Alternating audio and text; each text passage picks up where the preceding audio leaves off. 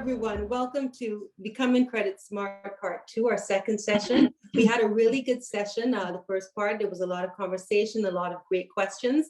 So it's really good having you here this evening. Before I get started, I want to let you know of some upcoming sessions that we're going to have. We're going to have two Let's Talk Taxes session on the 23rd of March and on the 30th of March. We're going to be having, we'll be having those two sessions. So we look forward to everybody registering for those sessions. We'll also be running the budgeting sessions again in April, but we wanted to do the taxes first since we know taxes are coming up shortly. Before I start, I'd like to do the land acknowledgement. As treaties people on Turtle Island, we are obligated to uphold treaties made from a long time ago. Where I am situated, I would like to acknowledge the traditional territories of the Mississaugas of Scugog Island First Nation, the Mississauga peoples, and the treaty territory of the Chippewas of Georgina Island First Nation. I also want to thank the First Peoples for their ongoing teaching of how we are to learn on the land and from the land in partnership with each other, the animals and the plants. For those of you that weren't here last session, and you're new for us in the second session, our presenter today is Jean Garraway, and we're very happy to have Jean with us again. Jean is a mortgage agent with Dominion Lending Centers. She has a BCom from York University in Toronto. She retired from the banking industry where she spent over 30 years in various branch manager roles. Her passion is to help individuals take charge of their finances. Jean, the floor is yours. Well, thank you. Welcome everyone to Becoming Credit Smart Part 2. So I hope you enjoyed the last session. You know, it was great because everybody, you know, we had a lot of participation, so that was great. And I'm hoping that tonight we'll have the same, right? So let's start. So let's quickly review part 1. We talked about the 3 types of credit profiles, you know, A, B, and C. And, you know, whereas A is having your debt to income ratio under 44%, that's where the banks will approve you.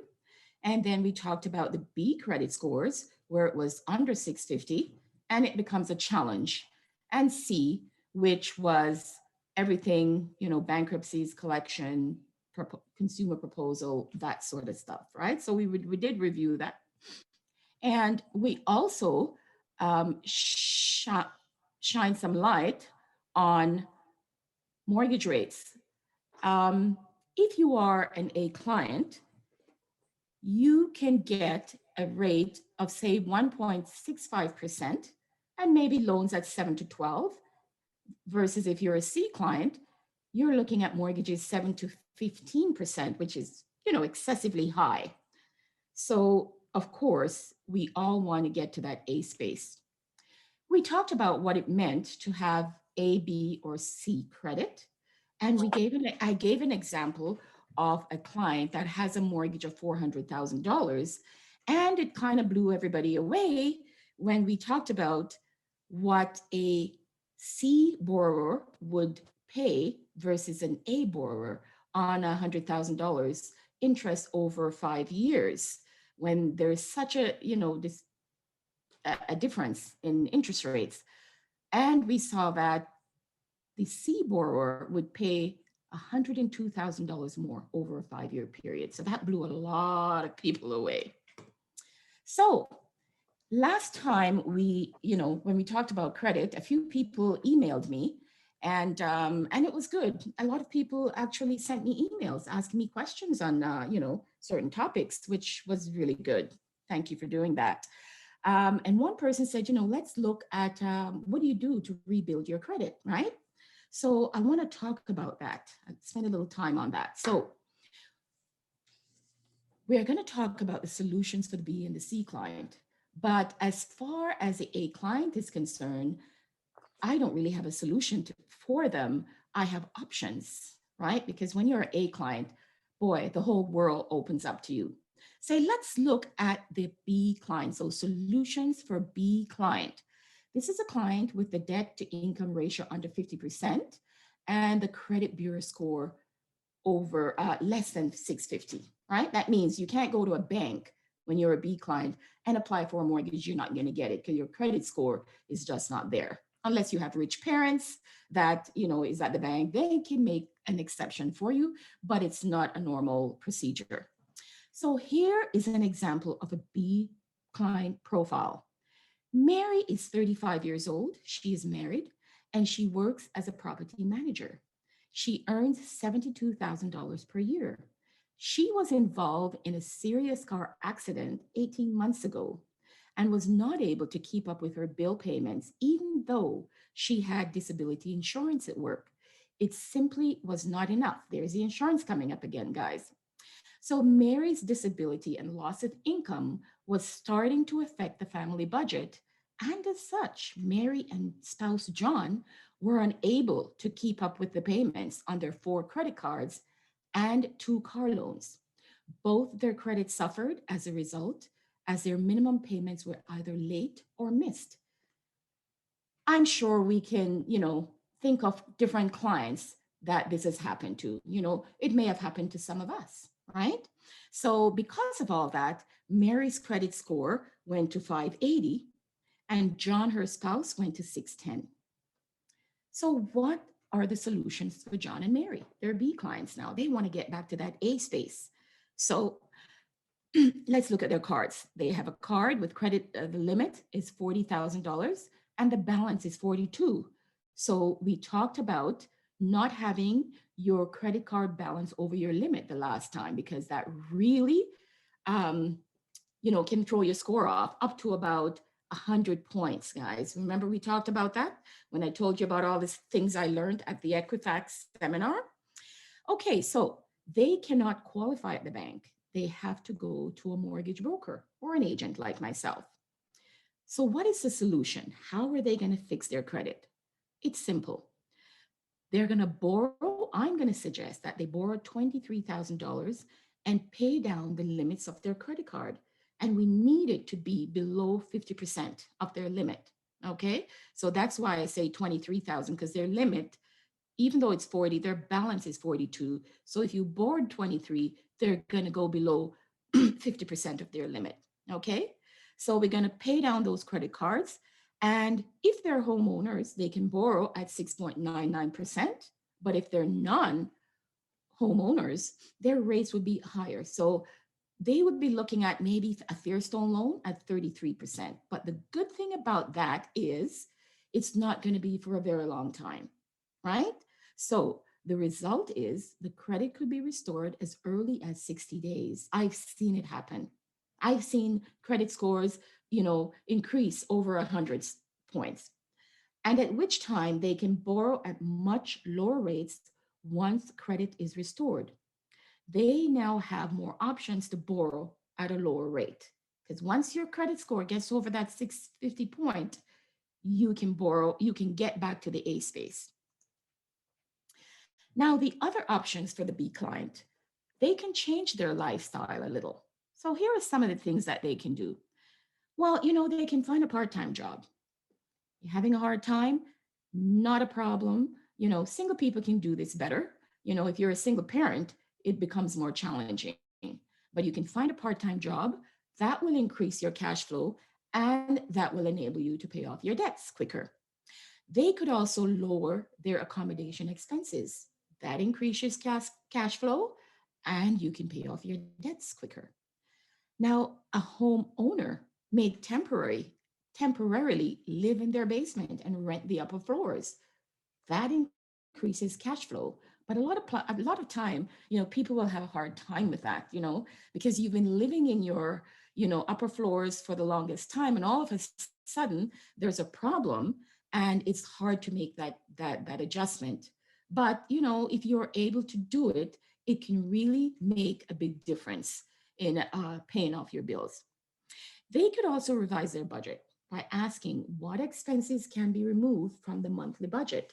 Remember, we talked about the client last time that was paying $1,200 a month for Starbucks coffee. Well, you could take a look at your bank statements for the month and decide, what can I take? What can I remove from the budget for a temporary period of time to be able to get myself back on track, right? So, there's many things that we can do, but many clients will find it hard to make these adjustments because of family dynamics, right? Some people will say, I can just move back to my parents' home. But if you have a family, you have children going to school, in the area, it's a little hard to make that move. But there are, this is just to show you that there are different things that you can do to help make things better. Now let's talk about the solutions for the C client, right? That's the client that probably had previous bankruptcy, consumer proposal, collections, that kind of stuff, right? It's a little harder for these clients to resuscitate their credit, rehabilitate their credit.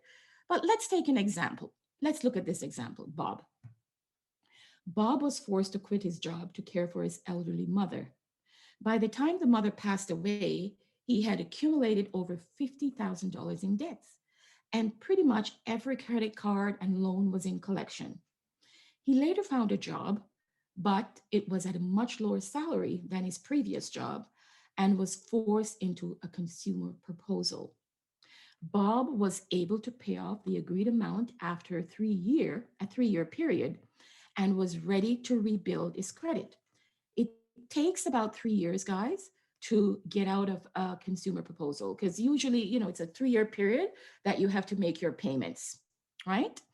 So because Bob, how is he going to rebuild his credit? Okay, he's in that situation.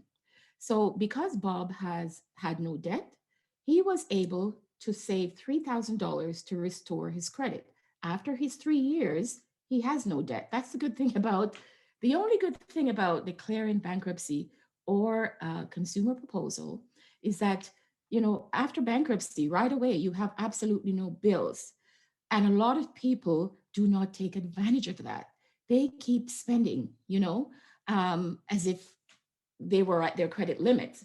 But after you declare bankruptcy, you have no bills at all, and you are able to actually start saving your money and reestablishing your credit. So Bob here, who had the consumer proposal, saved $3,000 to help restore his credit. What did he do? He used it as collateral for two credit cards, and was able to rebuild his credit in 5 years. So 3 years to pay off his consumer proposal, and another 2 years to reestablish his credit. So what he would get is a credit card at maybe Home Trust, City Financial. He'd deposit, 3,000 with, or maybe 1,500 each at each institution. And then he would get a secured card. Okay. He would be very responsible with his expenditures and his repayments. And in 2 years, he would see his credit score really, improve nicely. Most creditors, before they'll give you a mortgage or even a loan, a debt consolidation loan, they are going to be asking, okay, this client was in a consumer proposal. How has that client established their credit over the last 2 years? That is what they look at. Okay. So good old Bob was also able to save $25,000 in his RSP as well, as he has no debt.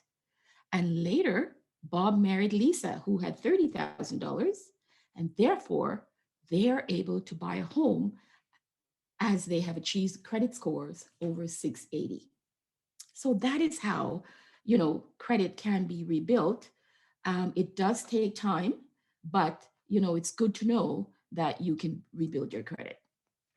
So before we explore the wonderful world of the A client, let's just take a quick look at bankruptcy and consumer proposal. Now, I don't want to spend a lot of time there because this is really not a session on bankruptcy or consumer proposal, but because it's credit, I'm just gonna, delve into it a little bit. So a consumer proposal is a formal agreement with your creditors on the terms of repayments of your debt. Now, a lot of people don't know that if they're in collections, okay, say you owe Canadian Tire $20,000. Things got bad, you lost your job, whatever the case may be, death in the family. You owe Canadian Tire $20,000. If after 10 years you say to yourself, you know what, I really want to rehabilitate my credit, so I'm going to call Canadian Tire and I'm going to offer them 10 cents on the dollar. which means if you owe them 10,000, you're offering them $1,000. A lot of times creditors will take it, but a lot of people don't know that. Because when you go to a company that's going to help you out with a consumer proposal, that is what they do. They collect all the debts that you have, write it down on a sheet of paper, and they call the lenders and they go, hey, I'm calling on behalf of, Jean Garraway, and I know she owes you $10,000. I'd like to offer you $1,000 because I know it's been 10 years, you want this money. And they may go, okay, or they may say, nah, I think I'll take 3,000. That's still okay, right? Because that's a long way off from $10,000. So a consumer proposal allows you to keep more of your assets. It has less of an effect on your credit score. A consumer proposal will stay on your record for 3 years instead of 6 years for a first time bankruptcy and 10 years for a second bankruptcy. Bankruptcy involves you surrendering all or some of your assets to eliminate your debt repayment obligations. Some people can declare bankruptcy and they can keep their house and their car, if they don't have a lot of equity in the house. And also you need your car to drive to work, right? To maintain your standard of living. So, you are able sometimes to keep that. So my advice is if you're in this situation, it is best to get some legal advice. I'm not a lawyer, but that's the basic information on bankruptcy and consumer proposal. Okay. So let's take a look at how credit can affect one's financial status. Now, I'm going to be asking Eleanor and Astrid to help me out here. We have two scenarios. We have Chad, who has just inherited a house with no mortgage. How awesome is that? Chad has no income, though. He's unemployed and he has really bad credit. And the house that he's just inherited is worth $500,000. Then we have Albert, and you notice Chad is C for C credit and Albert is A for A credit. Albert has just inherited a similar house with no mortgage. He has high income and great credit, but he has high debts. And his house is valued at $500,000. So, what are the options? We're going to go with Astrid first. What are the options that Chad has? Well, Chad doesn't have good credit, so he probably has tons of debt. So there's several options that he could probably consider. One is put in the house in his name, but if he does that, his creditors may put a lien on his home because he owes them money and they want their money. They see he now has a $500,000 asset, so they may put a lien on his home. Absolutely. Another option is that Chad may have a friend named Astrid and he may want to put it in my name. That's always a good option.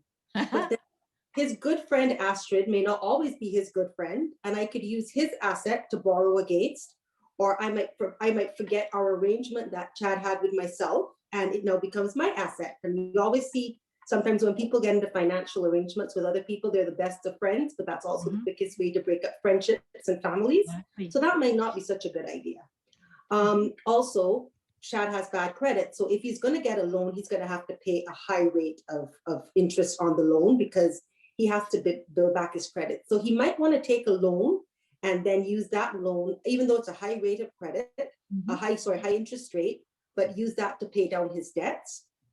But in all the options that he could possibly consider, he should always have insurance because he now has a $500,000 asset that we would hate goes up in smoke, and he has nothing to collect on it and he loses everything. So it's always good to have insurance.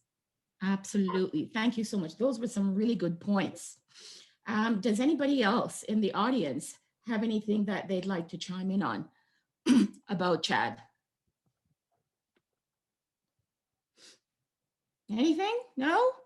Okay. Yes, I have a suggestion. Hi, everyone. Could Chad, if he's going to move into the house, could he rent a portion of the house to start making some income to pay off his debt? Yes, absolutely. That's an option for sure. Absolutely. So, a house, there's just so many possibilities, and we're going to look at all of some of those tonight. You know, when you have a house with equity, no mortgage, it is so powerful, but good credit will take you a long way with that as well. Okay, so we're going to call up on Eleanor. Eleanor is going to work with Albert. Albert is a very lucky man. Yeah, For I want to marry example, him. well, one of the things is that Albert does have a high income, but sadly, and he has great credit, but he's got high debts. So the first thing that Albert wants to do is to get rid of those debts. And he can do that. The first thing is that he can borrow against the value of that house. It's worth $500,000. So he can go and get a loan based on the equity that he has in the house and pay down his debts. The other thing that Albert might want to consider is using that house as a way of making some income. So I would say that Albert could, in fact, move into that house and rent part of it out. And whether he lives upstairs or he lives in the basement, I know, for example, Jean, that you're a big proponent of, utilizing your house to pay down debt, and that's an option for some people. So that might be one of the things that he can do.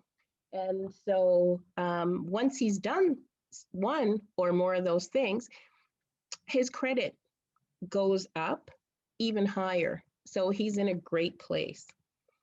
Now, Absolutely.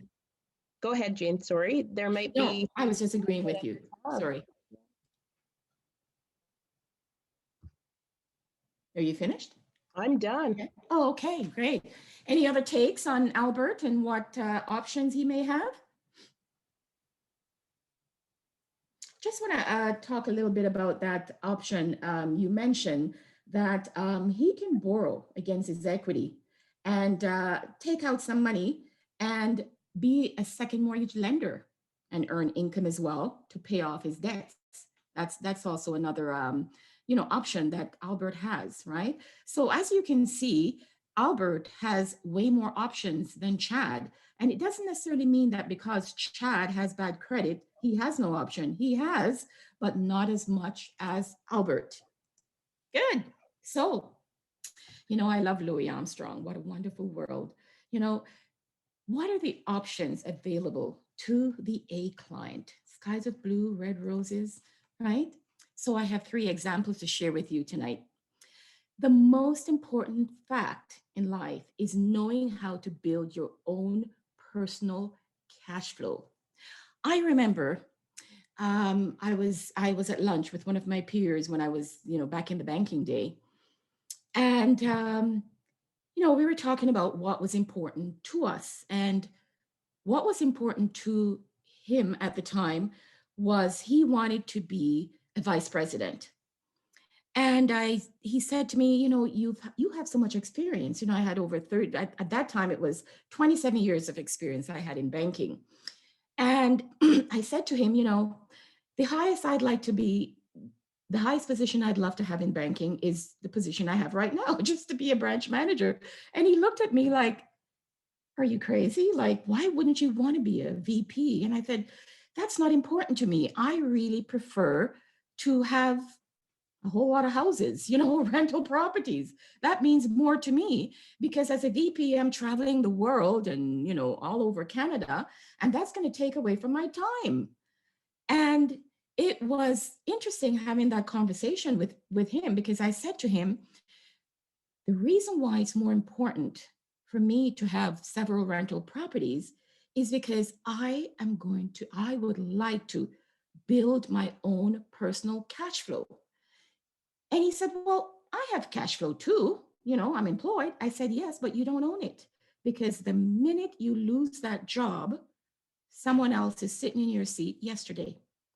But when I build my cash flow, no one can take it from me. Doesn't matter if I get in a car accident, I'm disabled, I still have that cash flow. So keep that in mind. Now, when you build your own cash flow, now, This is the true meaning of paying yourself first. I'm sure you've heard this before, pay yourself first, the wealthy barber, right? This to me is the true meaning of paying yourself first. Many people think that cash flow comes from an employer, and they're only partially right. It is important to learn how to command your own cash flow. But you won't learn that at a bank. Next time you go to a bank seminar, ask them about building your personal cash flow, and they'll tell you it comes from investing, mutual funds, stocks, bonds, whatever the case may be, right? But this is a better way of building your cash flow. Okay, so I have 3 examples, and this is my first. Be a second mortgage lender. Many clients, when they're B and C clients, they're second mortgage borrowers. They're getting into trouble because once you get to, the private lender market, that you're going to be borrowing at a higher rate because your credit is challenged. And some people, it just gets worse and worse and worse until they literally eat out all the equity in their home and they have to sell. But when the coin is flipped on the other side, as a second mortgage lender, you can lend out your money at 10 to 15% versus 1.8 that you're getting right now in a GIC, or 6% on a mutual fund stock portfolio over the long run, right? So I'm not saying put all your money into a second mortgage, but at least put some of your money in it, right? When you are a second mortgage lender, you get to choose which client you're going to lend to, right? If I sign up with, say, a mortgage broker that lends out money to clients who need second mortgages, if I am the person that I'm the lender, that, so to speak, right? I have $200,000 and I would like to lend this money to someone who wants a second mortgage, right? So I have this company who, there are a lot of second mortgage companies out there. So say I sign up with company ABC, and they would call me and they would say, Jean, I have a client that's looking for a second mortgage for $200,000. Would you like to lend to this person? And I would say, okay, sure. Send me their application. Let me know everything about the client. I pull their credit bureau and I look at everything. And if this client has, say, a house for $1 million and their mortgage is $400,000 and they have $600,000 equity in their home, and maybe she's a nurse, but she has a lot of debts, probably have $100,000 worth of loans and credit cards out there. And she is not below 44% debt to income ratio. That's why she's coming to me, right? So I would say, sure, this client is just having a hard time right now because of the high debt to income ratio, but she has $600,000 equity in her home. Why wouldn't I want to lend to that client, right? No one would let a bank foreclose on their first mortgage if they have $600,000 equity in their home. They just can't qualify for the total debt right now. That's why a second mortgage, when you are a lender, it's a good thing, right? 10 to 15%, that's a really good rate. I remember when I was, managing the Blue Bank, a client came in and he came in to borrow some money. And I said to him, why don't I ever get your investment, your portfolio? Because on his KYC form, clients always tell us a little bit about themselves. He would always say that he has, $1 million out there in investments, but I'll never get it. And I asked him, how am I going to get, what do I have to do to get some of your money? And he says, you'll never get it. I said, why? He said, I lend out my money in second mortgages. He says, all of it. I said, aren't you scared? Isn't that risky? He says, no. I choose the people I lend it to. And if they have a lot of equity in their home, why wouldn't I lend it to them? Why would I want, at that time, GIC rates was like 4% for 5 years. He says, why would I want a GIC at 4% when I can get 14? There you go, right? So that's a good thing. So that's the example number one. Example number, let's give an example of a second mortgage. Here, this client has $200,000. He's lending it out at 10%. That's $20,000 a year in revenue. Imagine that. Someone, you know, a lot of people who have paid off their mortgages and they have a home free and clear, and they go, oh, thank God, you know, I just finished paying off my mortgage. Is that really a good thing? You know, you're sitting on a lot of debt equity. Suppose you were to take that 200,000, lend it at 10%, that's $20,000 a year in revenue that you're making. Now, let's say the interest costs, you know, you have really good credit, you're an A client, and you're paying prime plus 5, right? That's 2.95%. The interest cost, my friends, is $5,900 a year. And guess what? That is tax deductible because you're borrowing to invest, right? And you're borrowing this money at prime plus 0.5, which is 2.95%. You still have out of that $20,000, $14,100 remaining, right? The interest cost is $5,900, but you still have $14,000 left. So if you invested that $6,000 to your TFSA every year, you will have $207,000 over 15 years, right? That's what you're doing with your debt equity. You still have $8,100 a year to pay down your HELOC, which is your home equity line of credit, how you borrow the money against your house. And if there are any income taxes because of that $20,000 revenue, you can pay that as well. So my question, what is happening to the value of your home over the next 15 years while you're doing that? Pierre, can you answer that question? What's happening to the value of your home, guys? Definitely, it's going to be increasing, right? Absolutely, right? On average, 5 to 7%. Yeah. So this $200,000 is creating 2 streams of income that no one can take away from you because it's yours for life. Okay, let's go to example number 2. Co-ownership of a house. Now, you know, being a mortgage agent, I've often, had conversation with young folks, you know, a lot. Oh, Sarah Stiller has raised her hand. She has a question. Go ahead, Sarah. Hi, Jean. It's Saja. And Saja. Oh, sorry yes, about that. it's okay. It's okay. I love that name. It's beautiful. Thank you.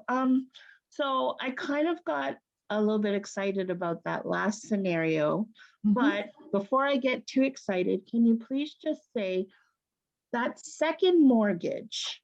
Yes.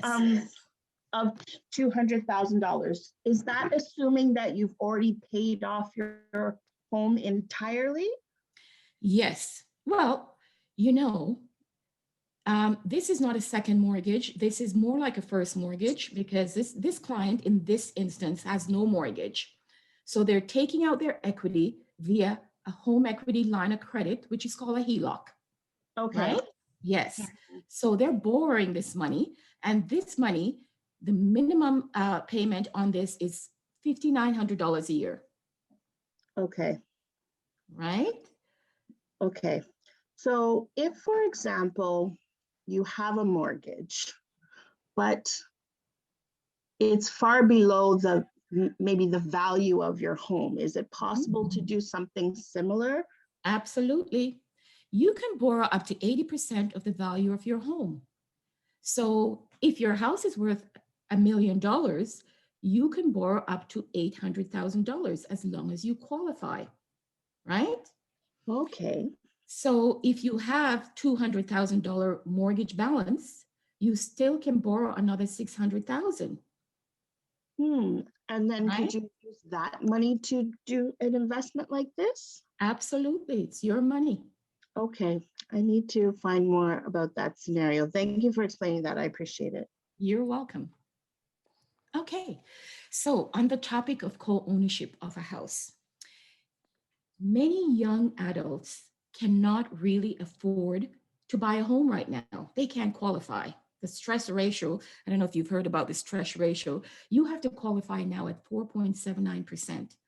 Back in the day, before they invented the stress ratio, the Bank of Canada, you could qualify using the 3 or the 5-year rate, right? Right now, if this new rule didn't come in, you can qualify at 1.8%, right? But now you have to qualify 4.79 because the government of Canada doesn't want what happened in the States in 2008 to happen here, right? So many clients spend their entire life as a renter. What if two young people pool their savings for a home purchase?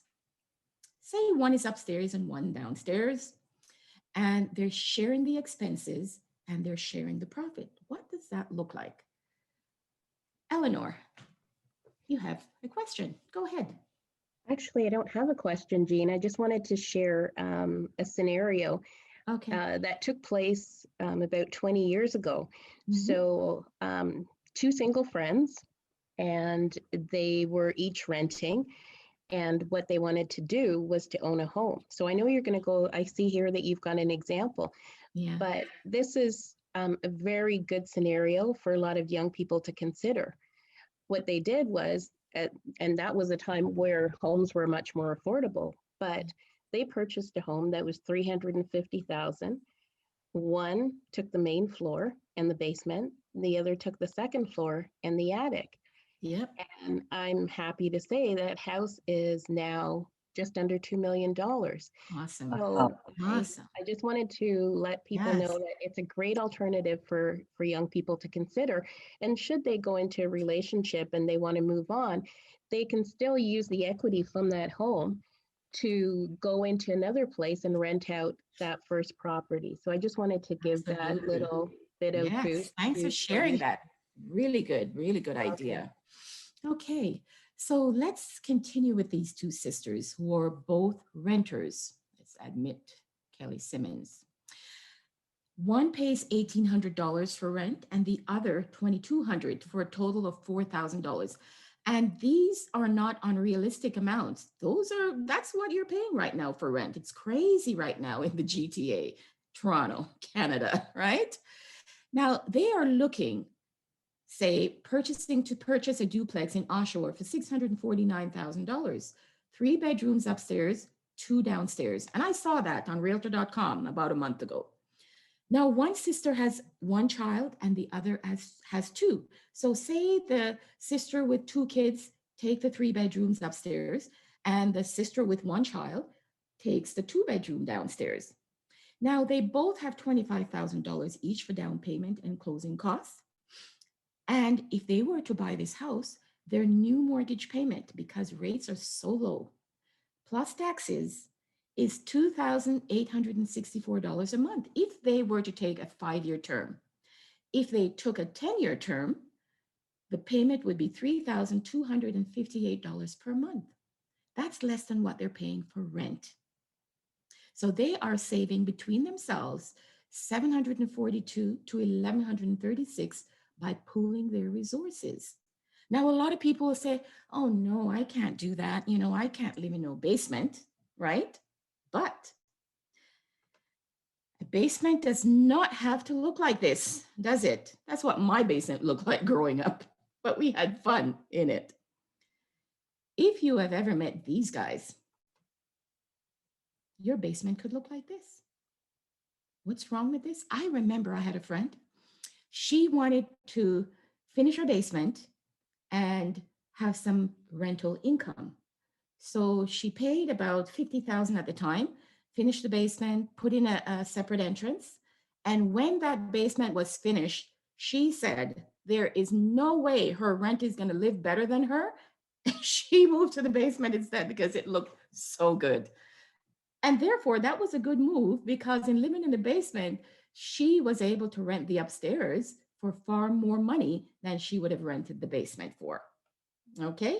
So I know a lot of us watch HGTV. I love watching the Property Brothers, Property Guys, I think they are. Love It and Listed Vancouver. Look at how beautiful those homes are when they're finishing it, right? And this is what you can do with your basement. Now, my last example, and this one is a little it's idealistic in its sense, but I just want to show you what it is when you are building your own cash flow. So this is a case of a new graduate. His name is Brian. Brian is 24 years old, an only child. He's a recent graduate and earning a salary of $65,000 a year. He has no debts. Brian had very smart parents who advised him on the pitfalls of bad credit. He ignored all credit card applications that came his way in college, because I'll tell you, a lot of them come your way. You know, a lot of students graduate with not only a large student loan, but 2 or 3 credit cards that they really shouldn't have. Brian decided to stay at home versus moving out to rent an expensive apartment like his friends. He bought a used car versus the expensive sports car. After being on the job for 1 year, his parents borrowed $60,000 to finish the basement with 2 bedrooms and a separate entrance. They wanted him to treat this as a business. They wanted to teach Brian how to create and build his own cash flow, right? So they borrowed this money. They have no mortgage. They borrowed this money and say, Brian, we're gonna take this $60,000 and it's gonna be like your loan. And I want you to finish the basement and rent it and manage it like it's your business. The minimum interest payment on this loan, if they were taking it right now, $60,000, is $172.50 a month. That's minimum interest payment. But Brian, being the smart person he is, he's renting his basement for $1,500. He chose to pay this loan off in less than 10 years. So he increased the payments to $672.50 per month. Brian is not stupid. He bought life and disability insurance because if God forbid he gets into an accident, he does not want to leave this $60,000 burden on his parents to pay. So Brian's friends rented this apartment, the one on the right. This is the apartment they rented for $2,200 a month downtown, while he lived at home and rented his newly renovated basement for $1,500 a month. So he has the cash flow of $1,500 and he is paying $672.50 per month. His choice. He could pay $172.50 if he wanted, no problem. How does this impact Brian's future cash flow? Okay, I'm going to go slowly with this. If Brian saves an additional $500 a month that he's getting from that, remember, he's renting out the basement for $1,500 a month. He's paying $672.50 because he wants to pay more than minimum. So if Brian saves $500 per month from the rental income until he retires at age 65, he would have accumulated $3.2 million, guys. That's 41 years in a TFSA or an RSP, right? Now, remember, this is idealistic because his parents may not live 41 years. You never know. They could, right? But he's saving this money every month, right? Because it's rental income. Remember, he makes $65,000 a year, has nothing at all to do with the money he makes on his full-time job.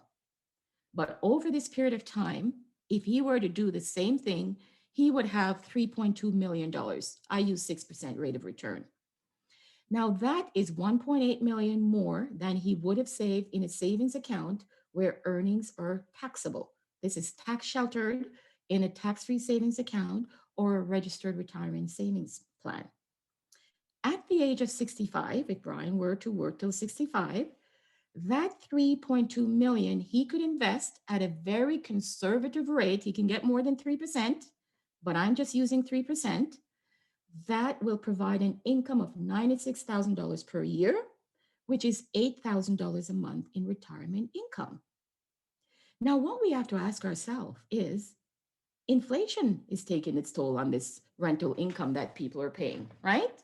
What would the rental income be in 41 years?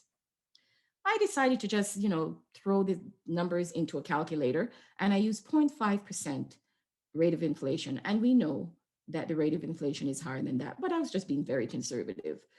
That rent in 41 years would be approximately 15,900, right? So Brian at retirement would have built his cash flow of about $24,000 a month.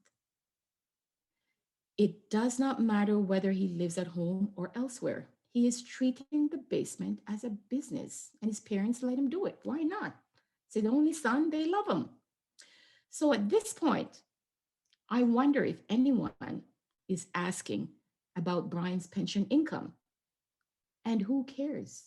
That's just gravy, right?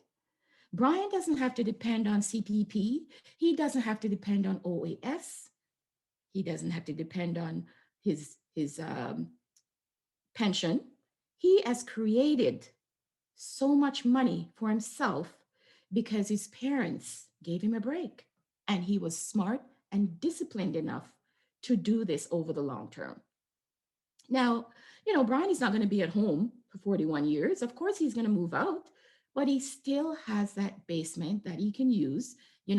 If God forbid his parents pass away, the whole house belongs to him.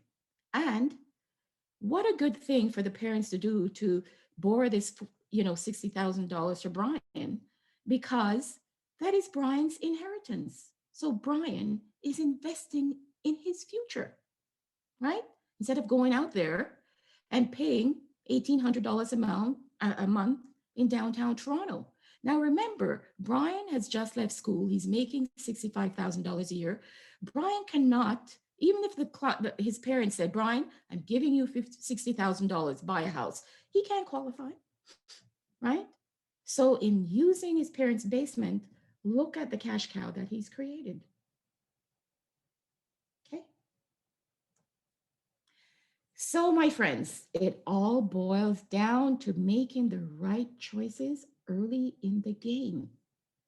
So at this point, I'm hoping that you have seen how important it is to stick to your budget, right? As per budgeting, when we did that session on budgeting, it's very important to stick to your budget. And it's also good to invest your money wisely. And it's good to know how you can create income. And it's good to stay credit smart, because with the A profile, the sky is the limit. I remember in 1982, my first job, I was out in Edmonton, Alberta. I was a single parent at that time. I was making like $1,300 a month. I was a teller, even though I had a university degree. That was my first real job.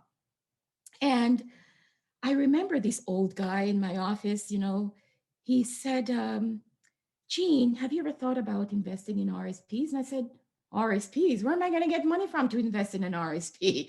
I can't even pay my bills. By the time I finish paying my bills, I have no money left. He said, did you know that you can borrow to invest? I said, what do you mean? He says, sit down. He says, borrow $1,200 in an RSP loan. In those days, you didn't even have to qualify for RSP loans. Everybody got them. And I paid $100 a month and, a few dollars more for interest. And after 12 months, I paid off the loan and I had $1,400. I invested 12 and I had $1,400. And I'm thinking, wow, right? Nowadays, to get an RSP loan, you have to have good credit. You have to qualify for it. But, that's just to show you can borrow someone else's money when you have good credit. That's what rich people do, guys. They use the people who are going in, investing 5 years at 1.8% in a GIC. You're just giving that money to the rich guy, and he's using that to make money off your money, right? That's designed to keep you poor. So you have to know what the rich people are doing and do some of that as well. Now, look at all these guys, right? There's Bill Gates, Warren Buffett, Jeff Bezos, Mark Zuckerberg, we know them all, right? These 8 billionaires own the same wealth as 3.6 billion people who form the poorest half of the world's population. I want you to think about that. They all have something in common. They think outside the box, right? And the reason why I gave you those 3 examples tonight, I didn't speak of, investing in mutual funds, investing in ETFs, investing in GICs, bonds, whatever. Those are good things to do, and you should practice those as well. But there is that other side that you will never, a personal banker or an account manager in a bank will never tell you about that. They don't offer that, right? So success means thinking outside of the box. And I want you to think about those 3, suggestions that I gave you. That is how you can make more money, no matter how low rates are. When you're looking at lending to the B and the C market, the rates are always higher. So I want to thank you. And, my name is Jean Garraway. I'm with Dominion Lending. What questions do you have?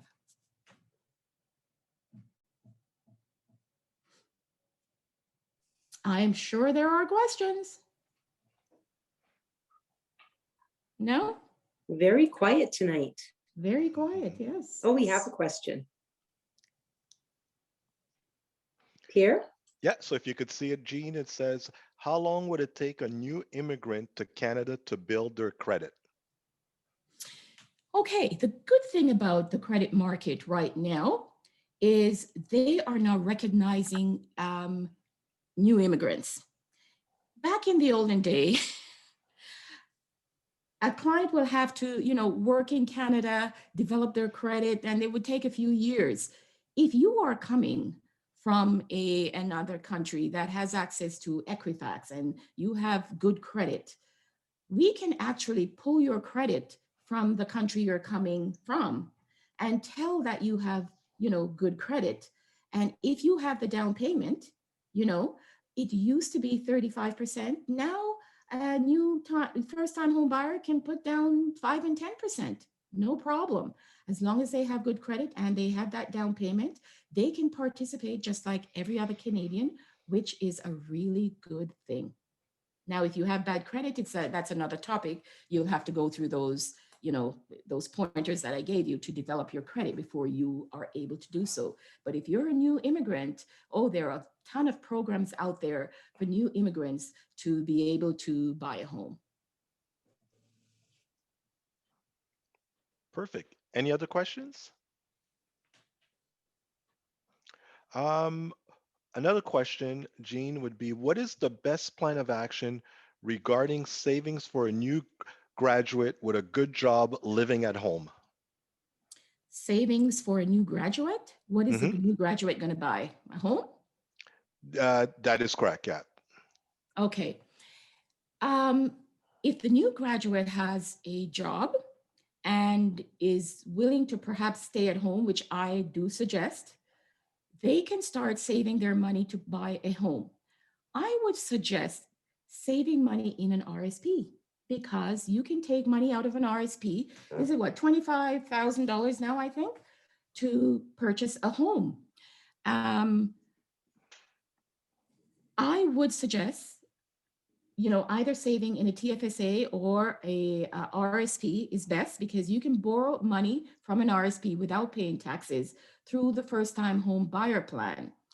And, the reason why I suggest that is because when you put your money in an RSP, you're getting it's tax deductible, and you're getting back an increased tax return. So you're kind of double dipping in the sense that you're putting this money in over the next, however long it'll take you to purchase that home. And when you take it out, it costs you nothing.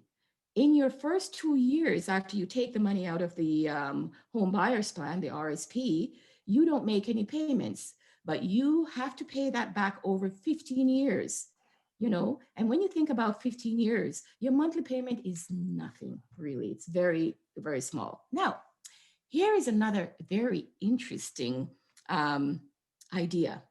It may not apply to the students because they don't really have any RSP room yet because they're just starting to work. But for someone who's been working, I've seen a lot of clients and they have, goodness, $80,000 in RSP room, never has contributed to an RSP ever in their work life. And I always tell them, you are giving up so much. And so many clients do not believe in RSPs, but you can make a lump sum contribution, up to $30,000, $40,000, depending on your contribution room. Sometimes, for high income earners, they can do this and get a very large income tax return. As long as they keep that money in for 90 days, they can take this money and purchase a home. Many people don't know that they can do that, but that's also one suggestion as well. But for the, back to the question, for the new graduate, it's best to save your money in the RSP. And then when you're ready to buy a home, you can borrow it from yourself. You can be your own banker. Perfect. Jean, another question. Saja has her hand up. Go for it, Saja. Go ahead. Thank you. Thank you so much. So I know from the first session that I have a credit. Awesome. So, and that's good. That was an awesome session. Thank you so much. And Thank you. I know that, I am a homeowner myself and my partner, and I'm looking at my neighborhood. I'm sure lots of people are in this scenario. I'm watching other people sell and make money on their homes. I don't necessarily want to sell my house, but I'm wondering if, because the rates are so low and the housing prices are so high, do I have some options if I stay in my home and look into like borrowing to try and use some of that potential equity to generate cash flow for myself? Absolutely. If you have equity in your home and you're able to borrow, there are lots of options available to you. You can borrow some of the equity. You can invest in second mortgages, 10 to 15%, depending on the risk you're willing to take. You can borrow that money and you can invest in the stock market or mutual funds over the long term, right? Mm-hmm. You can also borrow that money and buy another rental property if you qualify, right? Okay. So the challenge that people in the GTA have right now is the cost of housing is so expensive. The Mm-hmm. average price for a home in Toronto now is $1 million, Yeah. right? Mm-hmm. And it's really hard when a property is $800,000 and you're putting down 20%, which is 160. Even though you put down that 20%, you still cannot rent the property to carry the mortgage. Mm-hmm. You won't cover. You'd have to put money into that every month. And that doesn't make sense because Oh. you want to make sure you're at least breaking even and have a little bit left over, right? Mm-hmm. So my thought is this: why look at the GTA? Why not look at Florida? You can still buy a house in Florida for $150,000, Mm-hmm. 2 bedrooms, 2 bathrooms, 200,000 Canadian. Mm. You have good credit, you can get it, right? Oh. And if you put down enough, you literally can start making money right away, depending on the amount that you put in. Now, the good thing about that is you're diversifying your income source. You're not only having Canadian income at retirement, you're going to have some US income at retirement. It's really good. If your parents want to go down as snowbirds in the wintertime, or maybe you may want to go down when you retire. That's an option.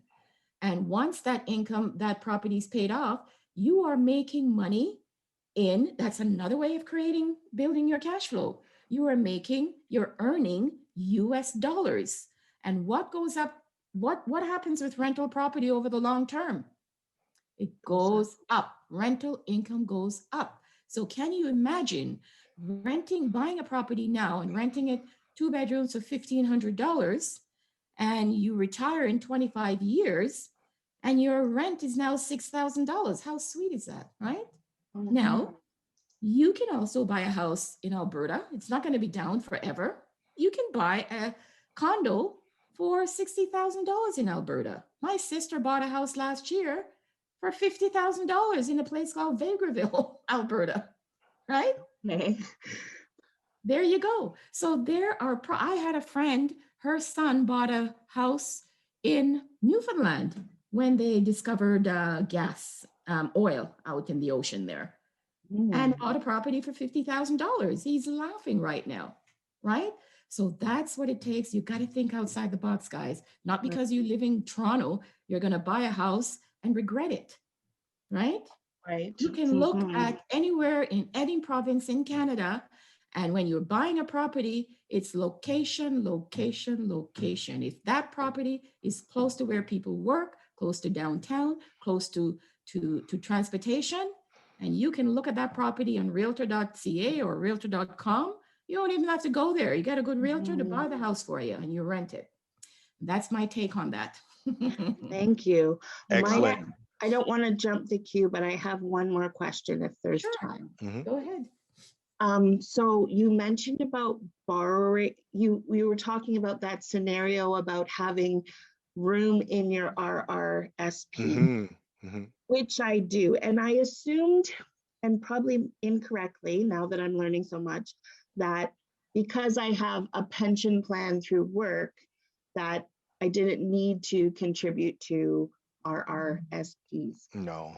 Sounds like I'm wrong, which I fully admit. And so then because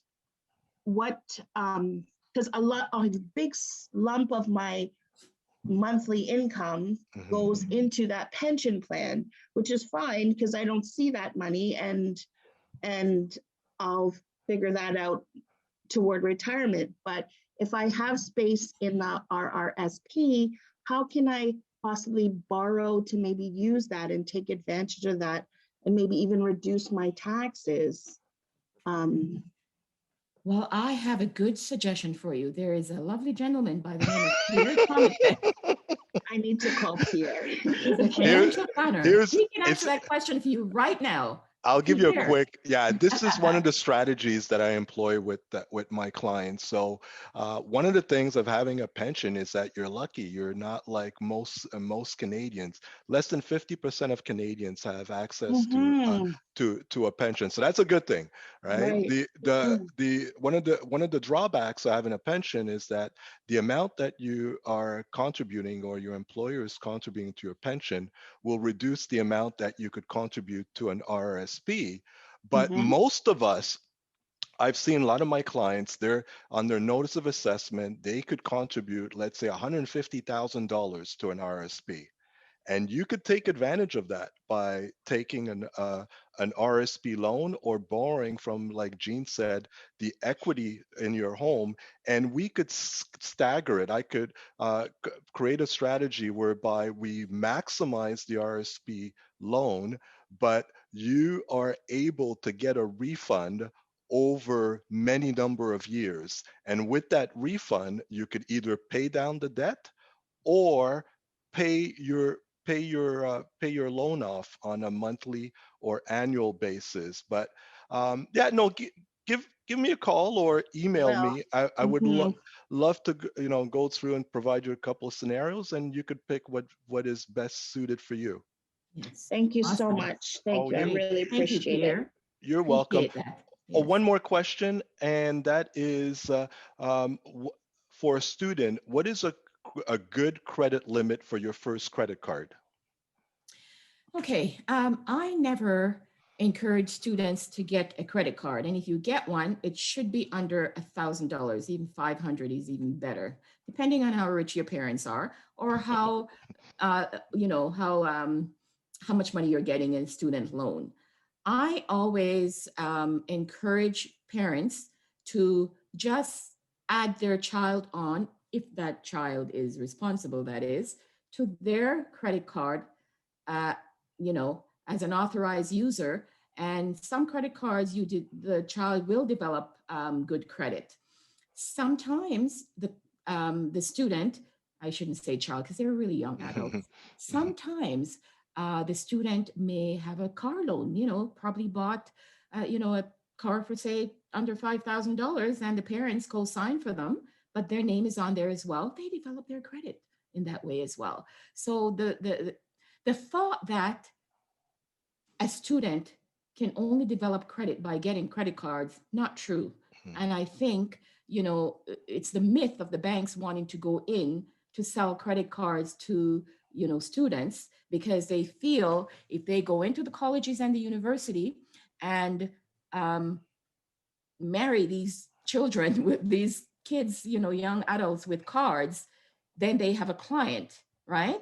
If RBC goes into York University and sets up 10 students with student credit card, guess where they're going to go right after they graduate? RBC to open a checking account because they already have a visa, right?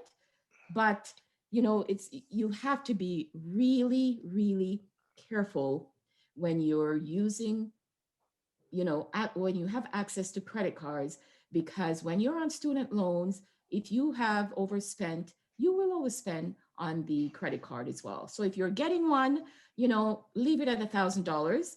And one more thing about credit cards, when you get a credit card, say the limit is $5,000. This is applying to everybody, not just students. Call your credit card company and tell them, I do not want this limit to be increased in any way, shape, and form, because they can go over your limit by 20%. It's okay, but if you tell them not to, they can't. Can you imagine if someone steals your card and the limit is $10,000 and they can go over by 20%? That's $12,000 they can spend instead of 10, right? So it's never a good thing to have your credit card company increase your credit limit, because as soon as they see you going over the limit, they're going to say, oh, Jean doesn't need a $10,000 credit limit anymore. She needs 15. I'm going to call her, right? But if you can tell them not to increase it under any circumstances, and it stays there. Excellent. Okay, well, I'd like to thank everyone for joining us this evening. Jean, thank you so much for your two very informative sessions. And we look forward to seeing you in the next few weeks in Let's Talk Taxes. And that's a two-part series. So thank you, everyone. And please stay safe. Take care. Bye. Thank you.